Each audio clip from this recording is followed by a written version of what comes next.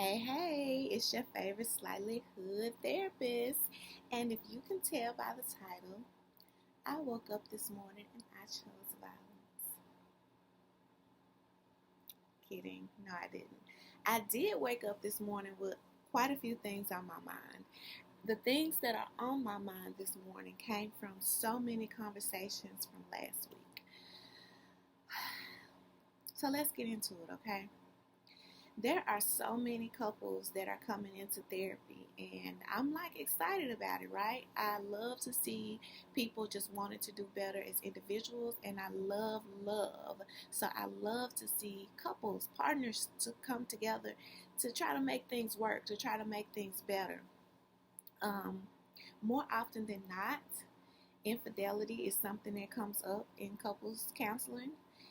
But what I wish is that people would come to couples counseling before there's a problem and not wait until there's a problem. And then it's like, okay, now we're scrambling and trying to pick up the pieces.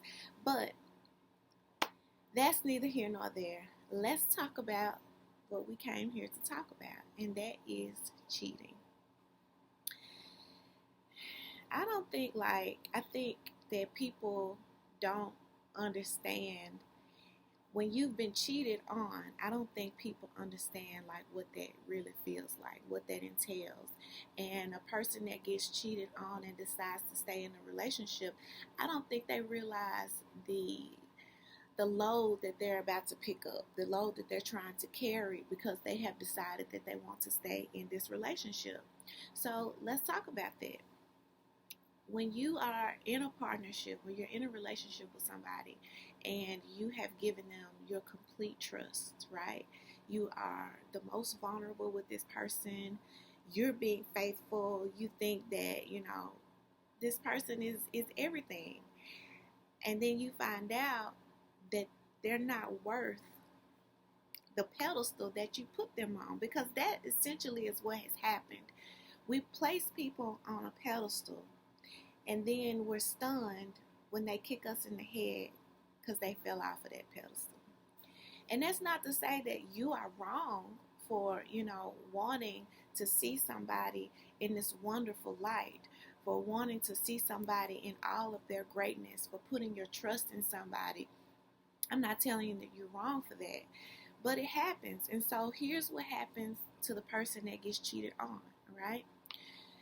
This person is they experience a physiological pain. It's not like, people, we say all the time, hopefully we're saying when we're being honest with our emotions, oh, well, this happened and it hurt my feelings. Like, that doesn't even begin to encompass what it feels like when you feel like you've given somebody your heart, your time, your emotions, your everything, and they take that from you. It feels like, it's been taken for granted. Um, you see on social media where, people say, oh, well, I got my lick back and now he can't breathe. That's what you feel like when you've been cheated on, when you have been hurt in that way by somebody that you love so much. Your chest hurts, your chest aches. You feel like your heart is literally bruised and thumping and in pain. And so, you go through that, but also on the flip side of that, for a lot of people, it's like, well, I'm hurt and really, really hurt, but I love this person. Like, really, really love this person. And I don't want to give up on them. And I don't want to give up on this relationship. And I don't want to be without them. And so then you decide to stay with the person, right? And you try to put aside the fact that you're now always worried. You're always concerned about what they're doing and who they're with and who they're talking to, and the anxiety that comes up, and even sometimes the feeling of depression. And I'll tell you this, like, I can't completely speak for men because I ain't a man. I can only speak from a man's perspective based on my profession, right? Based on what I've seen from men that come into therapy. But I can tell you for a woman's perspective, because I am a woman. I can't speak for all women, but I can speak for a lot of us, personally and professionally. And what it does to a woman is we immediately go into comparison mode. Now, hear me out. We are bred to be that way anyway. Some of us ain't gonna want to hear that, but it's the truth. We we come into this world and we are trained to be in competition with other women. In our culture, in the black culture, it looks a little different. I think that competition comes from coming from other women who have always been in conflict with other women. And so our competition may not be about romantic relationships, but it's always about, you got to be better than this person, or don't let her do this to you, or whatever. It's not the camaraderie of womanship is not bred into us.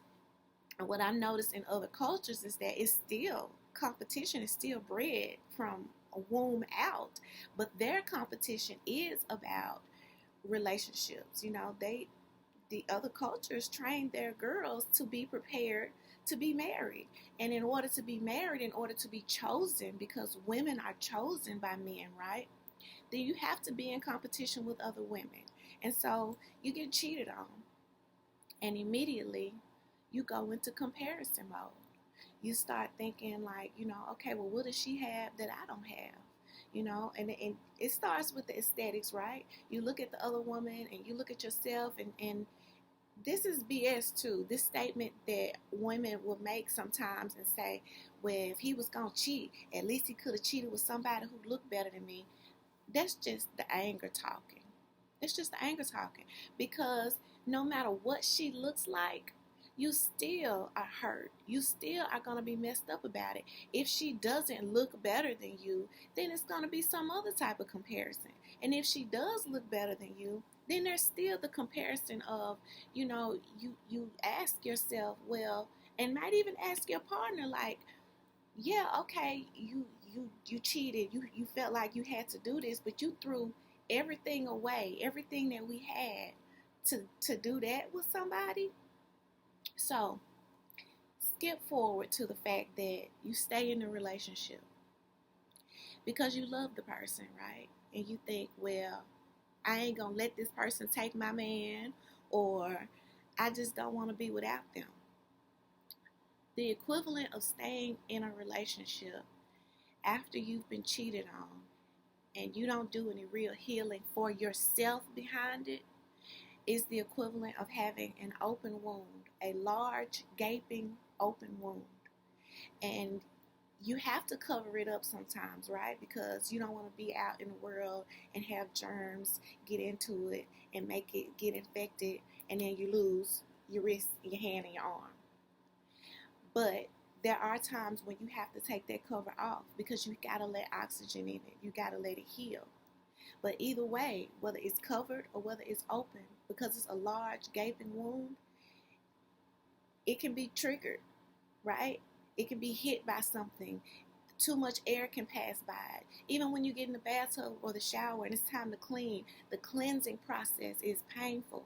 It's the same type of thing when you are in physiological pain. You are triggered.